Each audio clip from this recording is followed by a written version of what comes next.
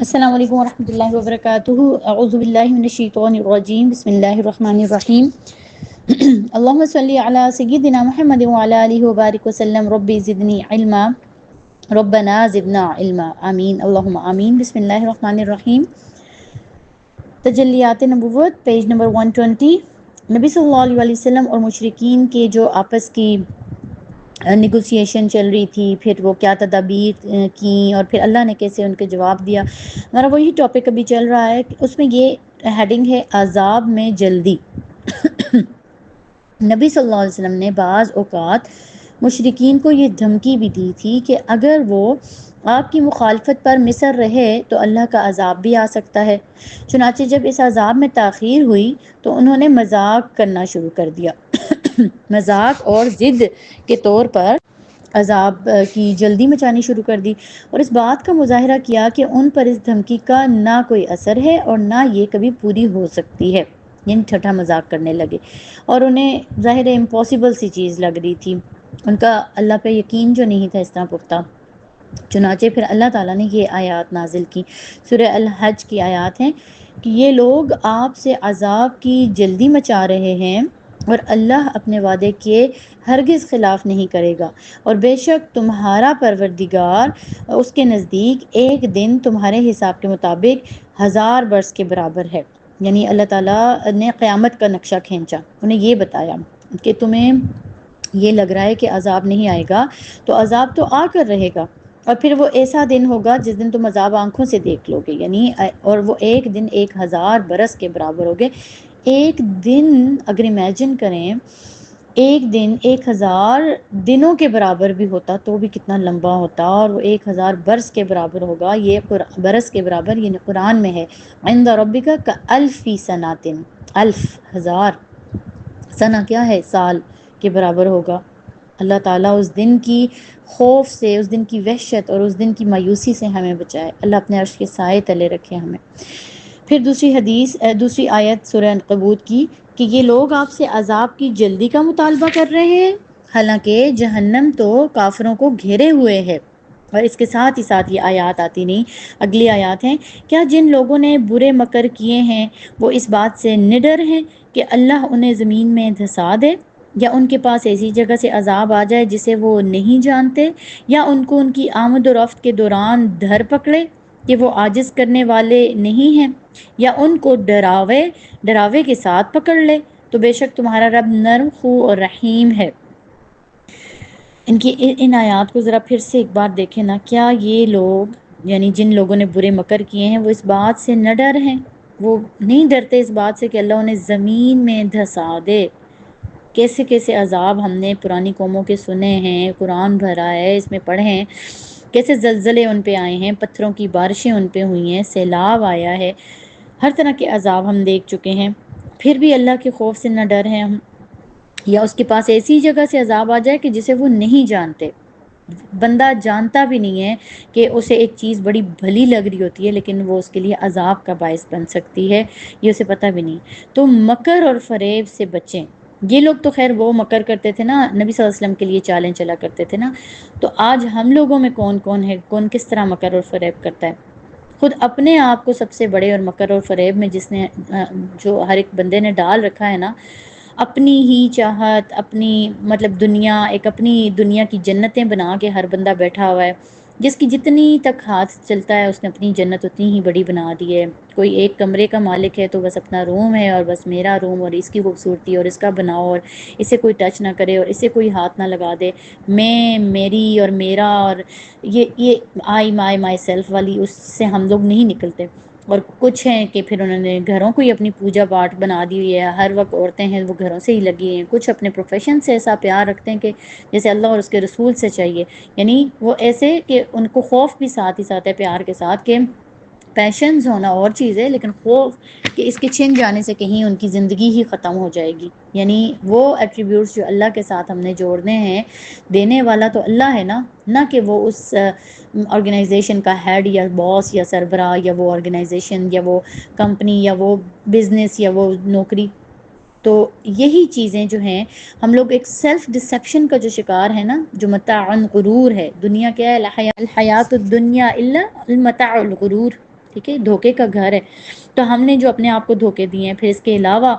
بڑے بڑے مکر جو ہیں وہ فراڈ اور چیٹ اور ایک دوسرے کے ساتھ دھوکہ دینا، دھوکہ دہی کرنا اور کرپشن، یہ ساری چیزیں پھر اس میں آ جاتی ہیں۔ تو اللہ کا عذاب جو ہے اس میں جلدی نہ مچائیں، اللہ ڈھیل دیتا ہے، ظالموں کو مزید تر مزید ڈھیل ملتی ہے، اور پھر جب اللہ اپنی رسی کھینچتا ہے تو پھر عذاب کی ہی صورت میں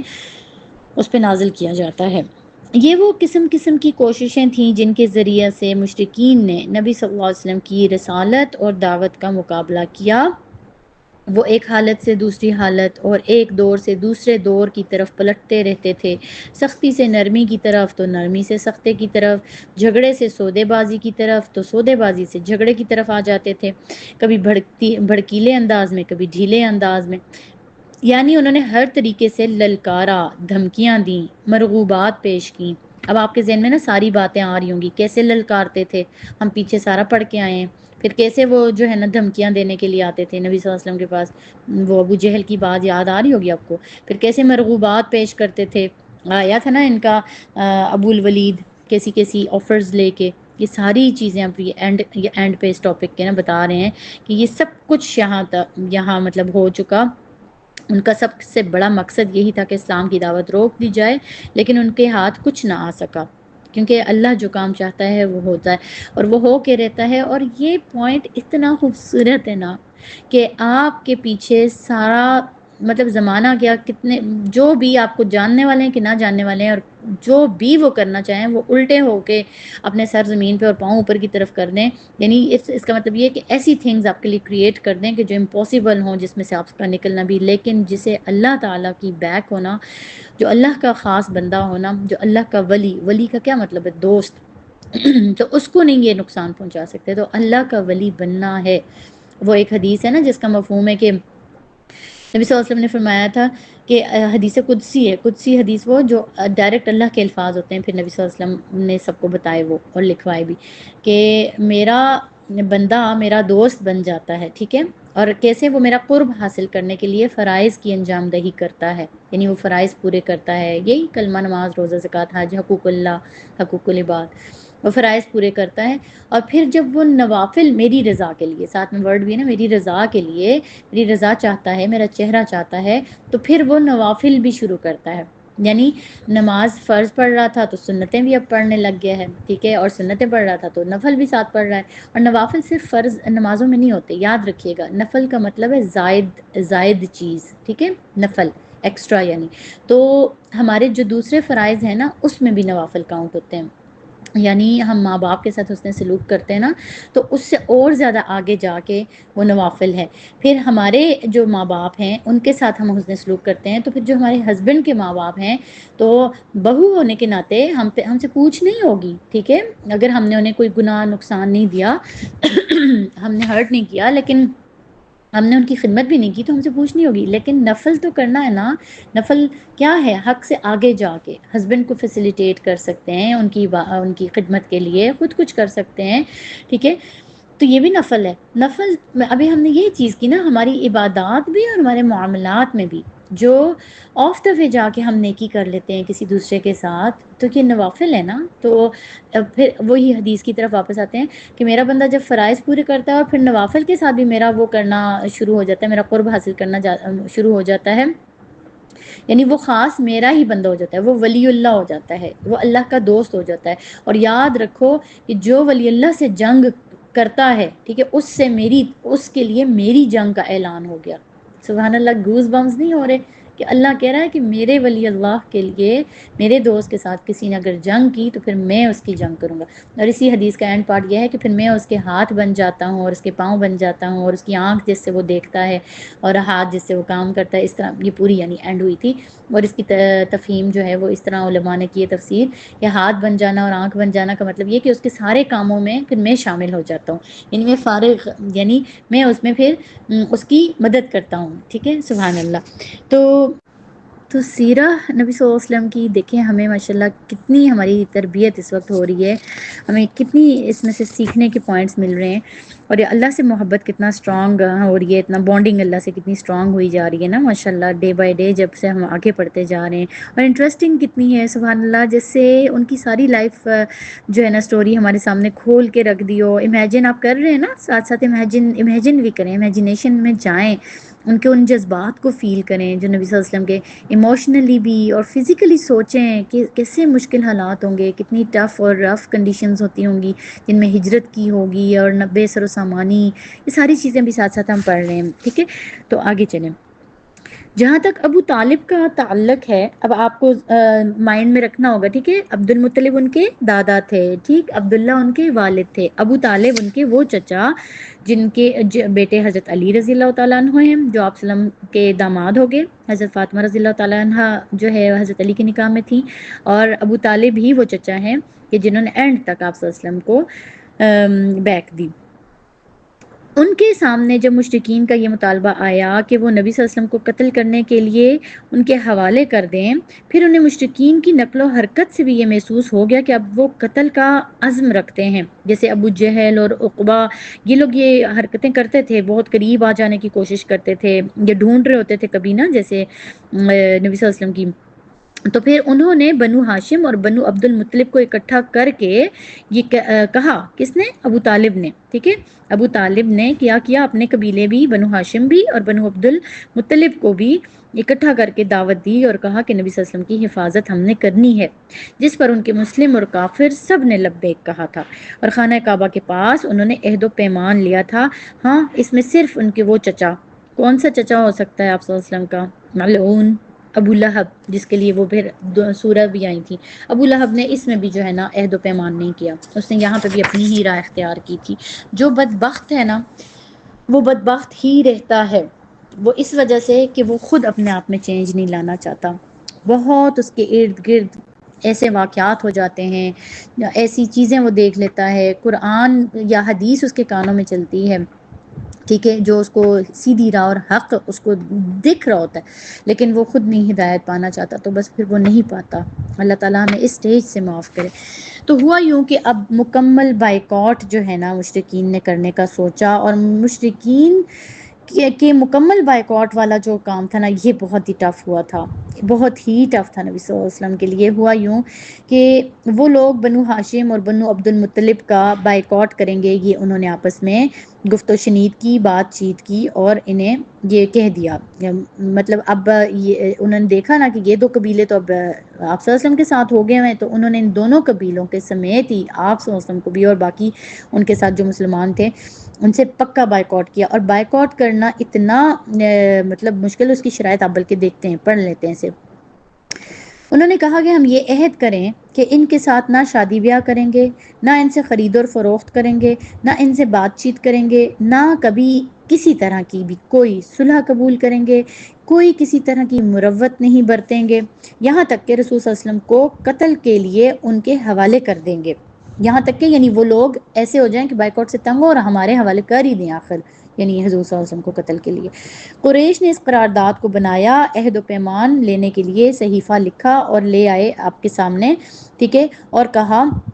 اسے خانہ کعبہ کے اندر لٹکا دیا جائے. ان لوگوں نے بھی اوپر سے، ٹھیک ہے، آپ صلی اللہ علیہ وسلم کے ساتھ وہ قبیلے والے تھے، انہوں نے بھی اوپر سائن کیا اپنے، اور کہا کہ ٹھیک ہے، اس کو اندر جا کے کعبہ میں لٹکا دیتے ہیں، یعنی سٹیمپ ہوگی نا، سمجھ لیں یہ ان کی سٹیمپ تھی.